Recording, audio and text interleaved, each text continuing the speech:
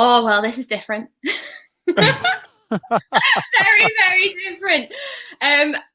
Welcome back, guys. Right, this will be the first time. I'm just going to wing this. I've absolutely no idea what I'm doing. Normally, I'd either have Andrew or Steve or Wahomie like running it, but I don't know where the boys are, so you stuck with me. But I am joined, thankfully, I'm not on my own. I am joined by the wonderful Doug from the Dugout channel. Thank you very much for coming on, Doug. Short notice, as always.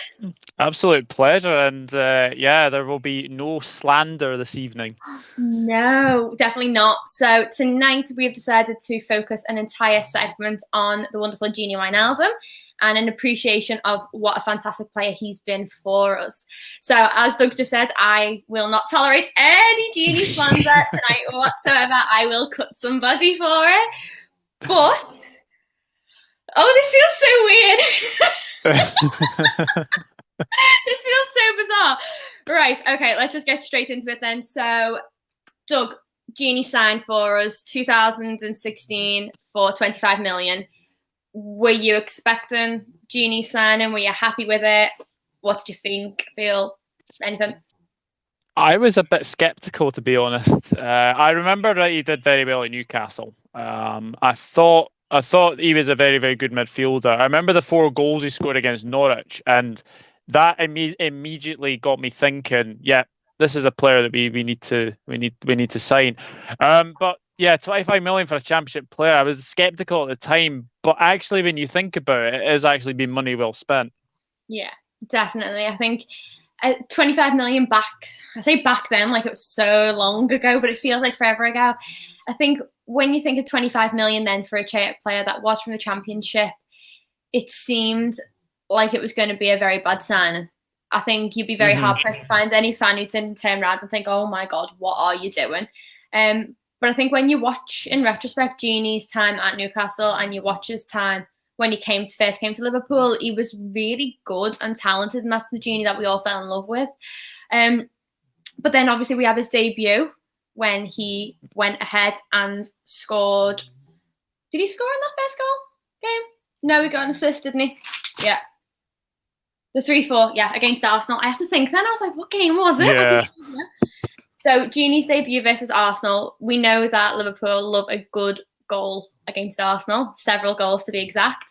So, do you know what? I can't do this.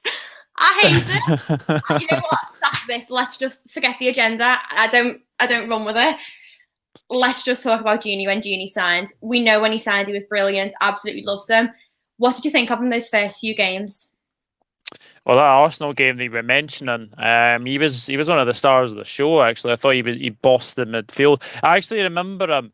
I don't know if it was the start of the game, but I do believe he played left wing that day, which is mental. And then he was obviously put into a midfield place. But no, that Arsenal game is a memorable one because of all the goals we scored.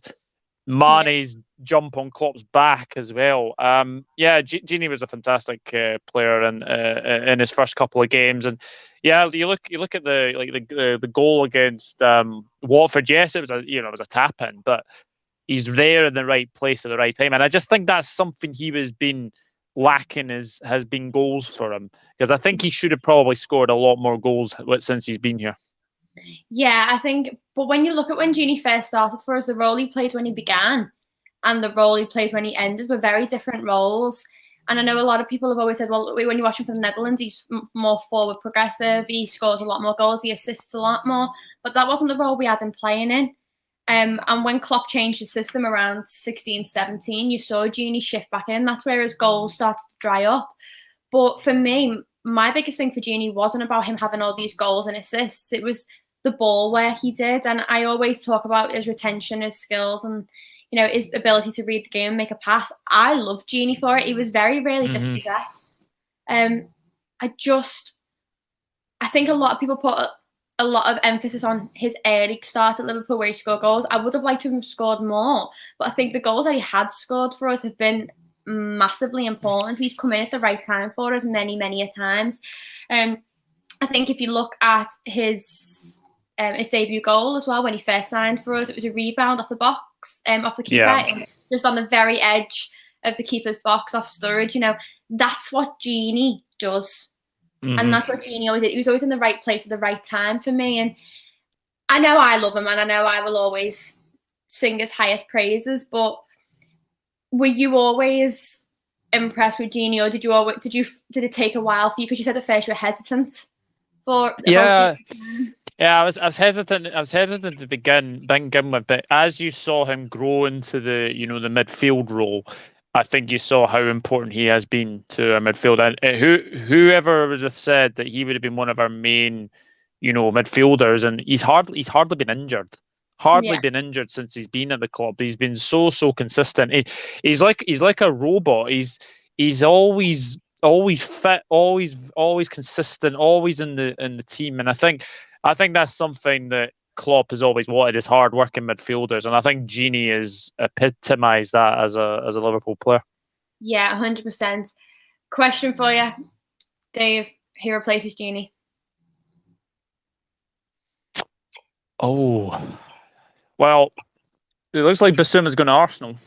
So that looks like he's going to Arsenal. I still think Neuhaus for me. I think Neuhaus would be a fantastic signing. Apparently, he said that talks over a deal with Bayern Munich are a bit false. So that's something to be proud of. I don't know how much it's going to take to get Neuhaus out of Borussia Mönchengladbach, but it's a good player to look at. Hossam Houar is another one. And if anybody mentions Philippe Coutinho or Raheem Sterling, honestly, none of those two I want back at the club ever. No, never. I completely agree with you that one. I don't want Coutinho anywhere near our club again. I didn't want Bissouma anyway to begin with. I've openly said before, he's very rash. He goes in for fouls far too often and doesn't come away on the right end of them. He loves a shot from far out, but he'll just spoon it over the top of the bar. Like, he's not the type of player I want, and he's definitely, for me, he's not a Gini replacement. I think there really isn't a Gini replacement for me. I think if you're trying to replace him as Gini, you're never going to be able to do it. Whereas if you look for somebody who can do some aspects of what Gini does, but is a different player, because then you're not pinning all these expectations on that, whoever's going to be stepping into his place. I think I'd agree. I really like Neuhaus. I think he's very, very, very good player. But like I said, it depends how much they want for him and whether he's willing, whether he wants to go. Because you've got to take into account that he's not just going to be a straight up starter like Gini was. Gini was a straight up starter because he had, availability all the time. He was always fit. He was always there. But now we've got Thiago and Fabinho, and we've got Henderson and Curtis Jones. It is going to be more likely of a rotated squad in the midfield. So he's going to be a rotation player more than an out-and-out starter, unless he becomes so pivotal to us and he really does shine. So I don't know whether he even wants that, or whether he wants first team, first start all the time. But I think what happens in the summer will happen in the summer regardless, to be honest. But for me, I think finding a Gini replacement is going to be very, very difficult, more so than people think. And I'm just going to miss him. Yeah, I think we are. I think we are. Like, I know people will say that yeah, he hasn't had the best of seasons, but you look at Gini Wijnaldum, he's been one of our most consistent midfielders, never injured. Plays well for club and country. Interestingly enough, though, be interested to see where he goes, because there was talk that Barcelona deal was absolutely all but wrapped up, but apparently PSG have come into the making, and I really hope he doesn't go to PSG. I've said this for a while. PSG are just a money oil club, and I don't want him to go there. His heart's set on Barcelona, so why change it? Koeman's staying at Barca, so why would you want to move from Liverpool to PSG? It just doesn't make sense. So I think he go to Barca. I don't think it doesn't make sense. I saw those rumours just before we came on. Apparently PSG are making a last minute dash for him. I don't see it. I don't understand Gini going to PSG. It's not his type of play. It's not his league. It doesn't work for him.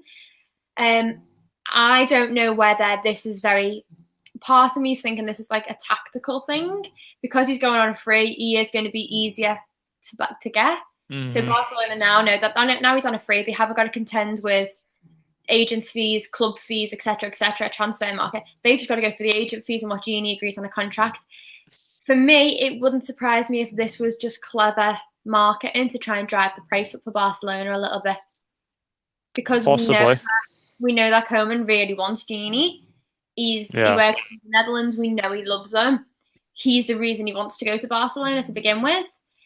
I just think maybe the offer from Barcelona might be a little bit on the lower side, and this is a way to drive it up. You know that Koeman's not going to say no, is he? He's going to go to Gini. Well, he's got his Dutch teammate Frankie de Jong, so he'll probably be saying that he's going to go to Barca. But yeah, like you say, I just don't see him going to PSG. No, just doesn't make sense. No, it's not. There are certain players you can pull the names out of a hat and go, oh yeah, they go and play there. Like they might not go now, but you could see them there eventually. They have a certain style of play, and Gini's style of play just doesn't fit with PSG. You see him sitting in behind Neymar. Yeah. It doesn't work. I don't. No, I don't know. We don't agree with that one. But yeah, Seamus Moore's here saying he wants Tielemans, but nowhere will ever pay for anybody. Oh, there's no way we're paying 75-80 million for him. No way. I don't agree with the price, but I do think Tielemans is going. Did you see that video that was put up about Tielemans doing a solo lap around the stadium? Ooh. No, I didn't. Yeah, it came up yesterday on my timeline. And I was like, oh God. And he did a solo lap around, clapping all the fans. And you're like, why? Yeah, that's interesting. That's interesting. Why do you do a solo lap? Not even with the team, like if they're all walking around. Why are you doing a solo lap?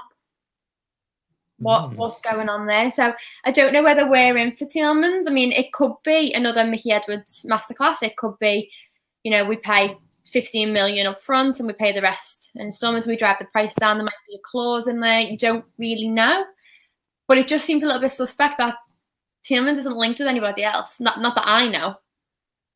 And he's doing a solo walk, like he's leaving, saying goodbye to the stadium. It just feels a bit interesting. No, I actually haven't seen that, but it's very, very interesting. I will send it anyway. But we just go back onto Gini. We talked about how Gini's availability is his best ability and how he was always fit. Couple of little stats for you. In 179 league games, Gini had 16 goals, 11 assists, and he had a 64.14 win ratio. And he was able to make, where's the stat gone? 51 out of 53 games in the 2021 season. So that's amazing. That just shows us, doesn't it, about how important Gini has been, how pivotal he's been. I just feel sad every time I see these stats about Gini, and every time I see it, think about what he's done and achieved for us as a player in a club. The fact that he's gone still hasn't sunk in with me yet. I don't know about you, but I still feel like he's ours. Yeah, I do as well. Like what we say, he's going to be completely missed. And you said it there, 51 out of 53 games a season. He's ever consistent. I mean, I think he possibly played all the games in our title-winning season as well. So yeah. The boy's just he's a great player. I mean, we're probably going to have a debate on who's got the whitest teeth in the Liverpool dressing room. Because I tell you something, Wijnaldum's gnashers are something else. Nah, Bobby's is a extraterrestrial. He's a white They don't cover it whatsoever. But, there have been some amazing Gini moments over the years, and I think we could sit here probably forever and pick out our favourites. But what's your favourite Gini goal? Oh, Barcelona. Has to be. It's the one thing about, he came on for Andy Robertson that night. I think everyone remembers that Wijnaldum actually went to left back that night. and then he's kind of inverting himself into a midfielder, and he was just in the right spot at the right time. Like, the first goal was great play by Trent, finds him and he picks his spot, and yes, Ter Stegen should do better, but it's the second goal. He's up like a salmon. He just gets above. I think it's PK. Like nobody gets above PK. So the fact that he managed to get above PK was very, very impressive. Yeah, but it's just the two Barcelona goals because I think he'll always be remembered for them. I think he's put his name into Liverpool folklore for those two goals against Barcelona. But yeah, Barcelona goals for me. Yeah, that's what I put down. I actually specifically said the second goal because his first goal was wonderful, but it's a fact that for me, his second goal came 2 minutes later. Yeah. And he just appeared out of nowhere and just did like this Virgil type jump and volleyed it in. And the fact that even then when we're 4-0 up, he didn't stop. He ran in, he grabbed the ball and he's like, let's go again. 3-0 up, sorry. He's like, let's go again.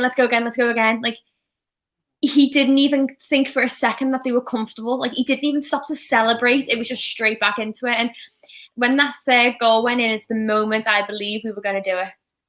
Like, that was the moment that I went, okay, yeah, we're going to do this. Like, this is happening. Little did I know what was going to come next with corner taken quickly. But that Gini goal, it was just his mentality as well. It wasn't the most flamboyant of goals. It wasn't the most perfectly executed, but it was a trusty goal, wasn't it? Like, he just flew into it. Like, no, he held nothing back for it. He was just, I just love him. I really, really do. And I don't think anyone can ever fault that Barcelona performance for him as well, especially when he, like you said, he came on for Robbo. And when Robbo went off injured, we all went, oh, fuck. Yeah, I think that was my reaction that night. Is like, you lose your best left back after being hounded by Suarez, Messi, and then just to get an injury, which was really, really annoying. But Gini just epitomizes the hard-working midfielder that he is, and he was fantastic that night. I mean, probably is one of his best halves in the Liverpool shirt. Like, I'm trying to think of if there's been very many games that he's been actually like his best Liverpool game, but it's not coming to me. I would probably say that Barcelona game was probably one of his best performances. Yeah, I think it was just the fact that it was so iconic. Is that what makes it, more poignant to everybody? Is that what makes it stand out more? I don't know. I think Gini puts in a lot of good performances, but a lot of the time it goes unnoticed. I felt throughout his career at Liverpool, and when you watch like videos back, like his best bits, it's all these little moves. It's the flicks. It's the misdirections of the ball. It's holding a player off. Like, we've all seen the gifs and the memes, haven't we? Like, people standing there like blocking a chair, a bit like being Gini. It's those little things that when you're watching a football game for 90 minutes that go unnoticed. And you're watching the Bobby doing the Rabona kicks, you're watching the bicycle kicks, you're watching Salah cutting in and doing, a shot from a tight angle. That's the bits that stands out. But if you watch Gini in isolation, you watch how good he actually was. And I really don't think a lot of Liverpool fans are going to realise what they're missing. And they're really going to feel the hole in the team when he's gone. Well, I think. Yeah, and it's that hard working midfield that we used to have. It was like Wijnaldum, Milner, Henderson. Like, that was the hard working midfield. That was the midfield that got us to the Champions League final. Fabinho was immense that night. Like, everyone remembers that Barcelona game for Fabinho getting a very early yellow card, and it was a very, very well timed tackle. He should never have been booked that game.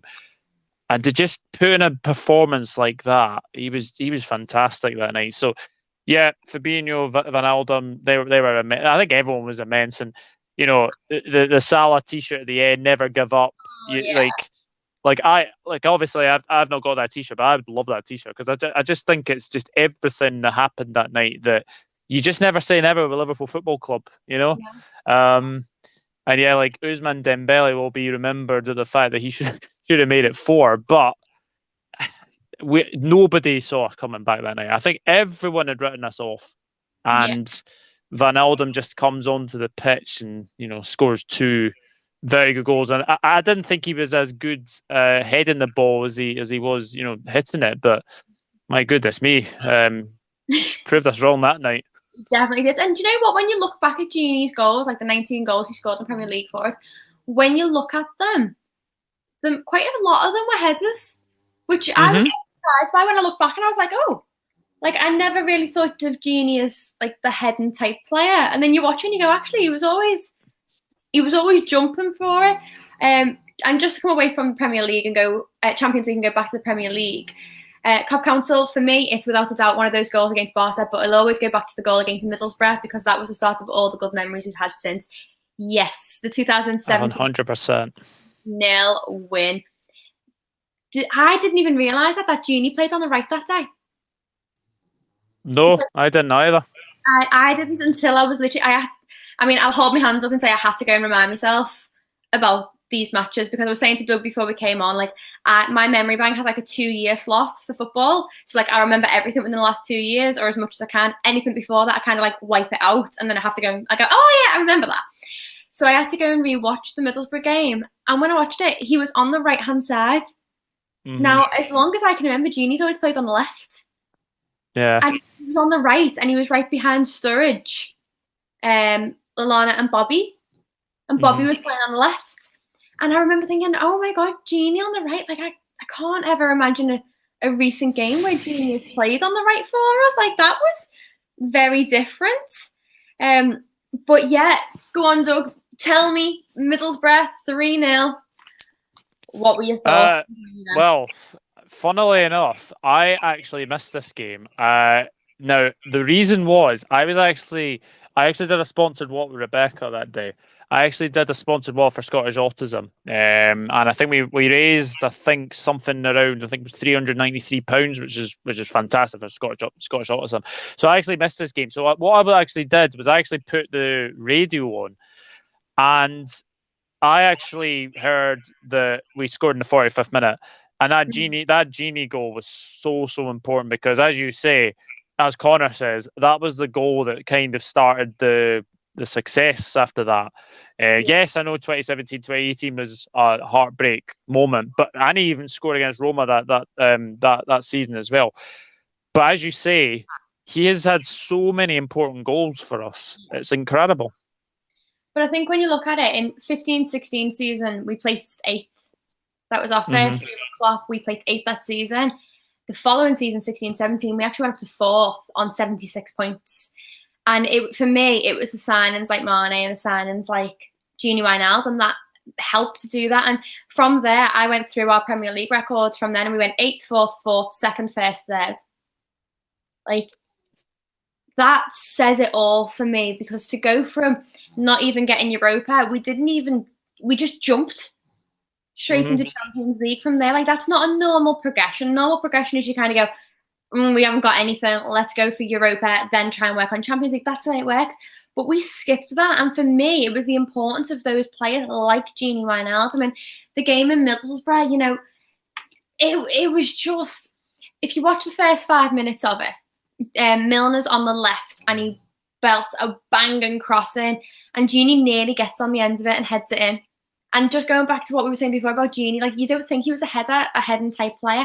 And straight away on one of his first few games, his second season at the club, that's what he's doing. Straight in for another header. But then it's that power strike on just the stroke of half time for me. You see it goes from Klein, he just chips it over to Bobby, and Bobby just spins, and then Gini just goes on a run with it down the wing. And the way I was watching before, and I'm just watching him go down his wing, and it looks like what Mo Salah does now. The way, normally when Trent will pass into Salah and then Salah whips it in. And that's what Gini did. And it's like, it makes me kind of frustrated, because I just think if he was still playing that type of role, and playing more of a central attacking midfielder, would we have got a lot more goals? But then would we have conceded a lot more because he wasn't that defensive person? To be fair, he is quite prolific for the Dutch national side. He seems to play in a bit of an attacking midfielder role behind, I think it's Memphis and God bless him, Ryan Babel, who's still playing at the age of 36. But Yeah, I think if you had been in an attacking midfield role, I think we were probably seeing more goals. I think that's his biggest regret is probably not more goals. Yeah. Um, and I think everyone will say, "Oh, he hasn't made like a Premier League assist at like Anfield for God knows how long." But I don't think Wijnaldum's about assists. I think he's more about hard work and tenacity in the midfield, and we're gonna bloody miss him. I tell you that. Oh, we are definitely, like, there's no doubt about it. I, I thought that when we did this Junior Appreciation Night, I'd have loads and loads to say about him, and now it's actually here. I'm just kind of like, I don't really know what else I can say apart from the fact that I am going to miss. He's such a well-rounded player. Yeah. I don't really know. I don't know who you replace him with. I don't know how people wouldn't say he was a legend at this point. He's give everything to the club, and then obviously you've seen him in the Euros where he's captain of the Netherlands, and he goes up to Robbo and he's like, "My Scottish brother, I want to hug you." Yeah. Even though he's not one of ours technically anymore, he still is. And I think Yeah. He's he's going to be one of those players, isn't he? That even when they're retired, is still going to be like, it's going to be like Danny Agger, isn't he? Like constantly still loves the club. Like mm, Fernando Torres, I mean, I know he went to Chelsea and he regrets going it, but he still constantly talks about Liverpool and how much it means to him. And I think Gini's going to fall well and truly into that bracket. Oh. yeah. I think we're going to probably watch the Euros this summer and actually just like focus on Gini, focus on obviously Rob. Well, obviously I'll be focus on Scotland, but yeah, Gini. I think Gini will be a star at the Euros. I think he'll do well. The only thing that worries me with the Netherlands is their manager Frank de Boer, who, let's be honest, is the worst Crystal Palace manager ever, with the 5 defeats in a row. Then he got sacked. I think he was only in charge for about 74 days. I think is a Premier League record. I think for one of the shortest managerial reigns. So, but I think if he plays like he has been doing, Yeah. I think he could do well for the Dutch national side. But we're going to miss him. We are very much going to miss him, and I think everyone will look back at a very hard-working midfielder. Yes, we've got probably we're probably going to start next season with a midfield of Fab, Thiago, and Hendo. Yeah. That's probably going to be our starting midfield.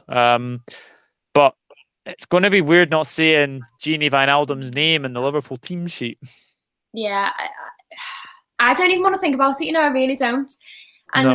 I can't even, I don't really watch international football anyway because it bores me. I just can't get into it. And I don't care about the England team, neither here nor there. They can shove up their arse and, swivel on it. So, but normally I'd watch the Netherlands because obviously but Virgil's not in it this time.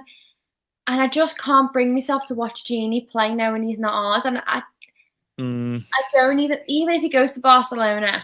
I mean, I never watched La Liga anyway, but I can't think I'll bring myself to watch it. And then if we ever come up against Barcelona and we're playing against Gini, it's going to be a really bittersweet moment going up against him and knowing what I'm going to be quite frightened, to be honest with you, about when we have to verse, knowing what he's capable of doing and knowing that he understands very, very well how we play. Yeah, that is the case. But you look at like the Champions League pots. Like obviously we'll be in pot two. Barcelona will be in pot two with us as well. So at least we'll be avoiding it. But imagine we get them like the quarters or the like round of 16. That's going to be very, very interesting. But I suppose you could say that he has always dreamed of being played in a El Clasico. So he's managed to get his wish. And who would have thought the last two Everton managers to be sacked by Everton are now Real Madrid and Barcelona manager, and Ronald Koeman and Carlo Ancelotti. I know. Well, we'll touch on the Carlos Ancelotti at the end. I know it's not a Gini thing, but I think it needs to be mentioned. I think we all need to laugh at him a little bit more. But let's just think. So we've talked about him as a Premier League. We've talked about him in the Champions League. We could sit here all night and pick out our favourite moments of Gini. But he won as a Premier League. He helped win as a Champions League, Super Cup, and the Club World Cup. I think for me, I know what Gini's status is. I would class him as a legend. And there are fans out there who will disagree with us and say that he shouldn't be a legend because he's not like Steven Gerrard and he's not like, Bill Shankly and all this. And for me, there are different levels of legends. Stevie G is a legend for completely different reasons. He took the weight of that club on his shoulders, and he was the scouser in the team. Like, he was the captain. He put the heart and soul into Liverpool. No one can be a legend like Stevie G because he's the only one. Yeah. But for me, I just think after everything Gini's done, and he's, the last few weeks of the season, you could see that he was ready to say goodbye. And I don't know whether he was just trying to disconnect a little bit so it wouldn't be as emotional when he did leave. Because you did see him fall off a little bit, especially when he didn't celebrate at the end. Yeah, but he was ever the professional. Unlike a certain Brazilian snake, which we won't mention ever again. He was ever the professional. He played right up until the end. Always gave 100%.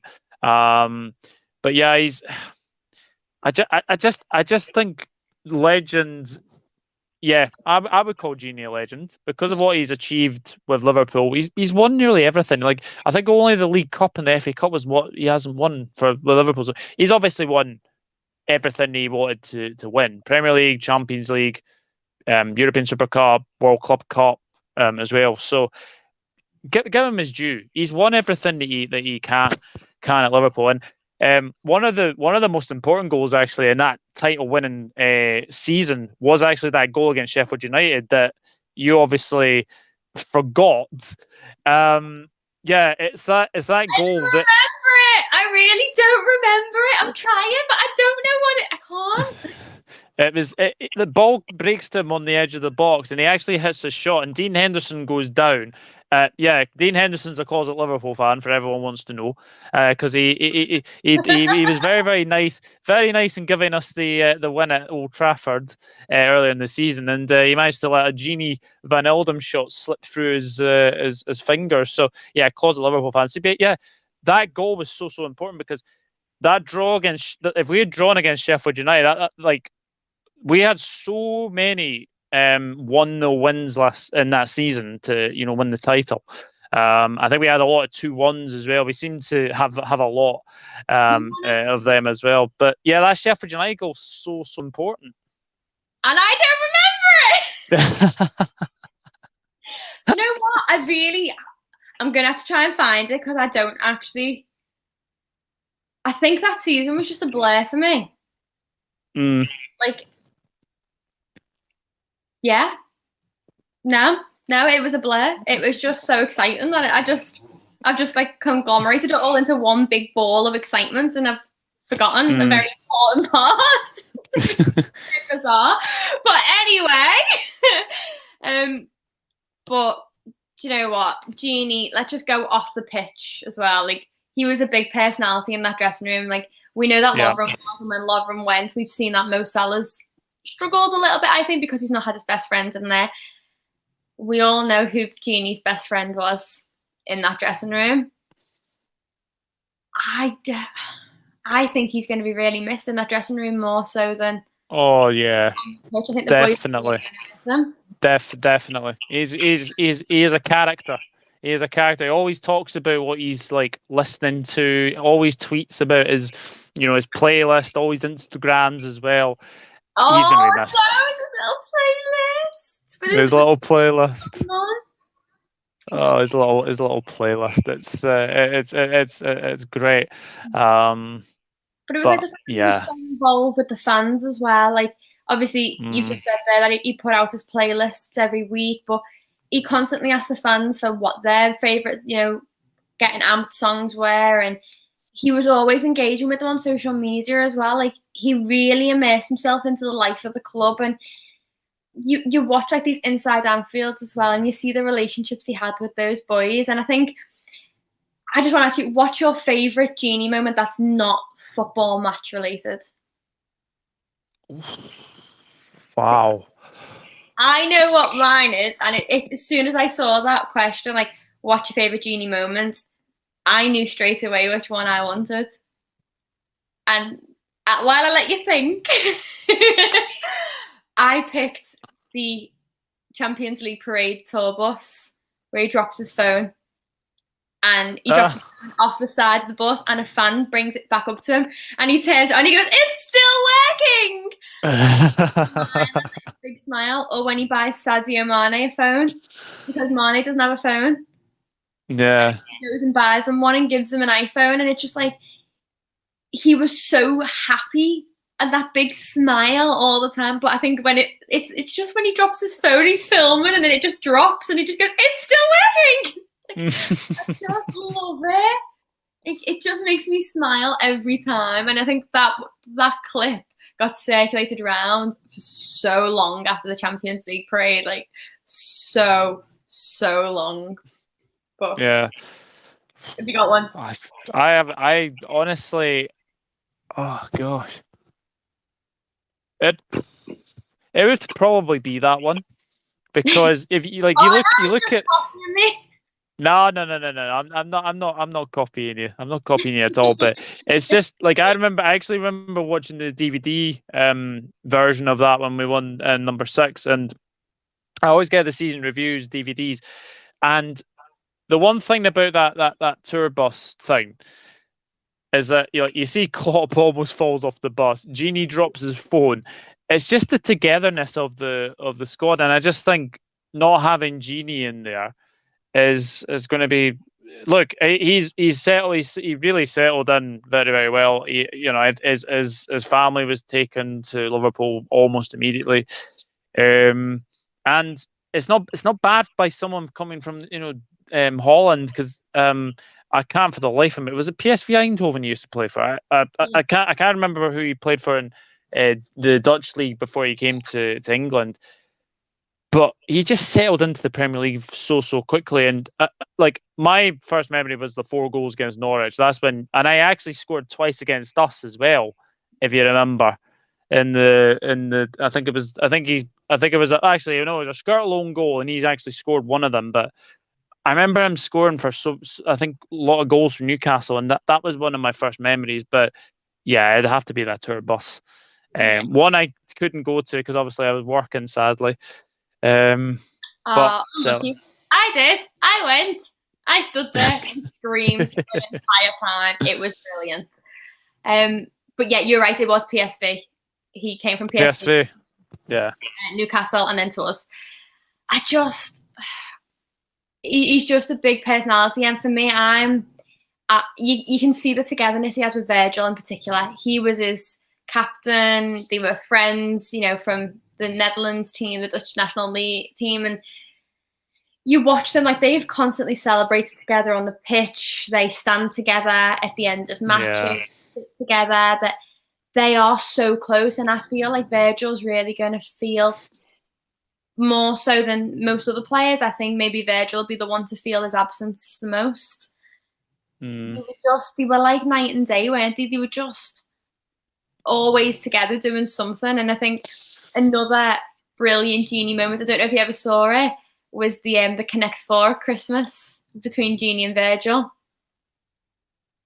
Did you ever see it? I can remember it vaguely. Yeah, that was just...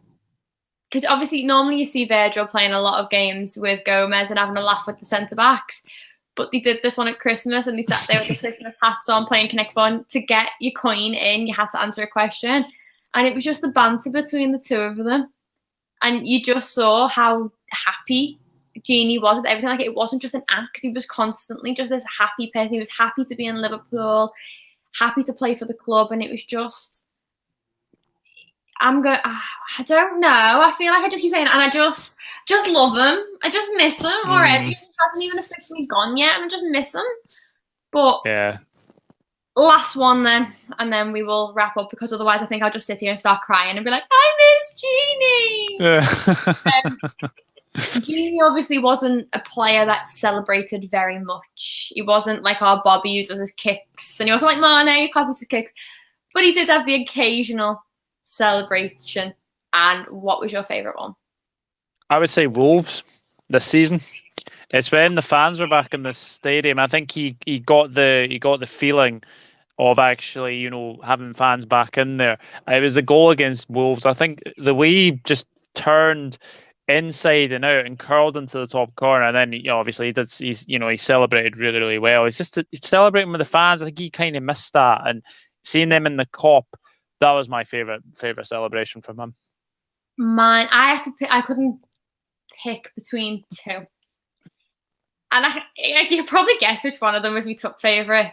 Was the double celebration with Virgil, and this one where he's like, it's in the middle of the thumbnail on today's video as well. That celebration with Virgil, or when he did Virgil's fire celebration, start of the season. But I think I'd probably have to go with the double with Virgil because that was against Everton after he scored, and that was last season. Yeah, it wasn't this season, it was last season, our title winning season. He scored an absolute banger of a goal against Everton and then ran off and celebrated with Virgil, and it was just, you never saw Gini celebrate really, so to see him do this one, which he adopted then into his the Dutch league, I just think it's a special one. It's just an iconic Gini moment for me. But I feel like we should wrap it up a little bit now because I'm going to start getting very emotional about Gini. Do I talk about something that's actually going to make you laugh? Actually, there's some breaking news just done. Tottenham are not going to pursue Antonio Conte as their new manager after talks broke down. Wonder where they're getting then. Are they going to get Poch back then, Maybe. Conte to PSG, possibly. Oh, wow, yeah. And Tuchel's signed a new contract, hasn't he? A contract extension today with Chelsea. Yeah, he has. But shall we talk about Mr. Ancelotti? Oh, please. I know it's a Gini celebration one, but I think we need to just spend a couple of minutes. Let's all laugh at Everton.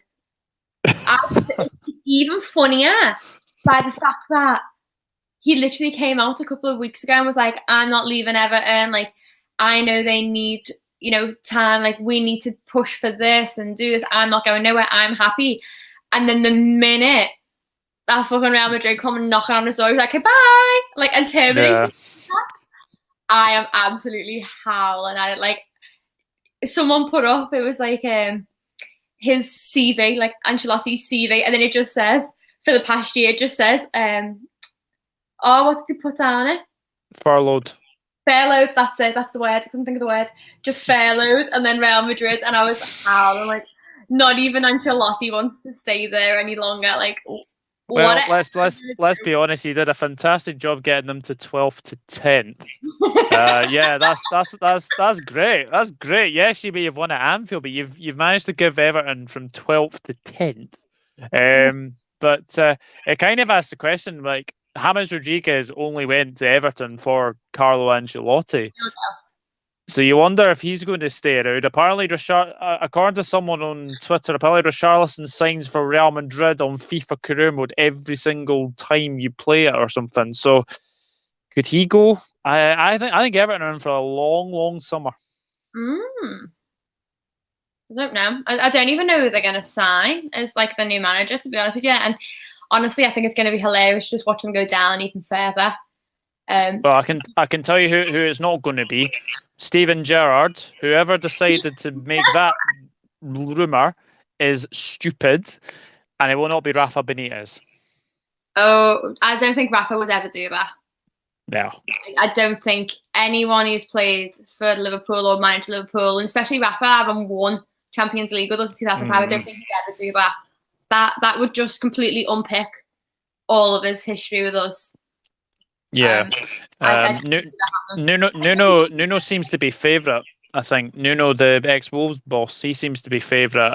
Apparently Eddie Howe is another one that seems to be being mentioned, but at least we've got Klopp. At least, we've got Klopp, and who gives a fuck about them any longer? But yeah, I feel like we should just wrap it up a little bit now because I feel like we've talked about Gini as much as we can before. Can I just say for a first hosting, I thought you did very, very well. La la la la la. Do you know what? I'm really annoyed at the boys for just abandoning me tonight. I'm going to kick their head in a minute. I thought you did really, really well. Thanks, honey. It was an absolute shit show, but let's ignore it. Do you know what though? I'm going to kick their heads in when I find them. When they eventually reply to me, I'm going to actually kick their heads in because, yeah, I am. I am. Mm-hmm. They just abandoned me. But anyway, thank you very much for joining us for our Genie night. I do Pleasure. appreciate it, and I'm quite proud of myself for keeping it together. To be honest, because I genuinely thought I was going to cry. But should we finish it off with some trivia? Oh yes. Yes, I love trivia. So, first one, football related. If you could bring back any LFC player, dead or alive, in their prime, who would you pick? Ooh. I tell you somebody who goes under the radar a lot is Xabi Alonso. I think we're Oh, missing a kind of Xabi Alonso in that in our midfield. Imagine him and Thiago in a midfield. You'd be getting pass galore with those two. Him, Thiago, and Gerrard. Oh, oh, that would be nice. Oh, see, now I'm changing my mind. I originally wanted to bring John Onorisi back. mm-hmm. I just loved him. I just loved him as a player. But then I'm kind of like, oh, I just want to bring Gerrard back. But I think if I'm going to pick one dead and one retired, I'm going to pick Shankly to come back. Oh yeah. And I'm going to pick Gerrard because it's Gerrard. Yeah. But I would love nothing more to see Shankly just reimagined again and actually get to see him, because he was dead when I was born. So, Yeah, I mean, there's a very, very good DVD actually. It's called The Three Kings. It's about Bill Shankly, Jock Stein at Celtic, and Matt Busby at Man United. It's actually very, very interesting. It's about obviously three managers coming from Scotland. It's really, really good. Yeah, We recommend it to anybody. It's all right. I'm not a documentary type person. Okay, next one. If you had the ability to morph into a sea animal, so a sea creature, which sea creature would you pick to? You can turn into them whenever you wanted. Which one would you pick? I quite like the fact that I'm quite bubbly and quite a moving sort of person, so it'd have to be a dolphin. Oh, I love dolphins. See, I picked the whale because I just love how cool would it be to just be like, no, fuck you, and then just click and be like this big massive whale that could just hold their breath and go like, and just go right down to the bottom of the sea and be like, nah, and have sonar. Like, how cool would that be? Imagine like you would probably turn into Dory and trying to speak whale. Oh my god, that'd be a Dory thing. I want to be a Screw being a whale. I want to be a Dory. I'll be a clownfish then, because I'll be Marlin. Oh yeah! Oh my god, we can be Marlon and Dory. That's what we can do. While we wait. Yep, that's what we can do. Right. Okay, I'm trying to find one more because normally we do. Ooh. Would you rather be without elbows or be without knees? Stupid one to end on. Wow. Jeez. Well, I suppose like your knees connect to your legs, so that would probably be more painful than probably having no elbows. I don't know actually. I'm just imagining walking around being like, Imagine trying to dance and you're like, whack. Yeah. That's hard. That's a hard one. No elbows. I would, yeah. You still got your shoulders, so you can still pick things up. I mean, you look a bit like a spaz, but you still can do it. But imagine trying to sit down without knees. Yeah. I'll run away from someone. What would you do without Dr. Pepper, though? I would be in a 2x2 prison cell, with a life sentence. That's where I would be without Dr. Pepper. But unless I'm not allowed to talk about that because I got told off last time. Anyway, let's leave it there, shall we? But now, thank you very much for joining me tonight and being there on my first official host because the boys abandoned me. If it wasn't for you, I wouldn't have done it. I just left it. Oh, absolute pleasure. I thought you did a very, very good job. So whatever they say, screw them. You turned up. You turned up this evening. See, I was on time. Well, technically I was late because you were here before me. But still, at least I turned up. At least I was here.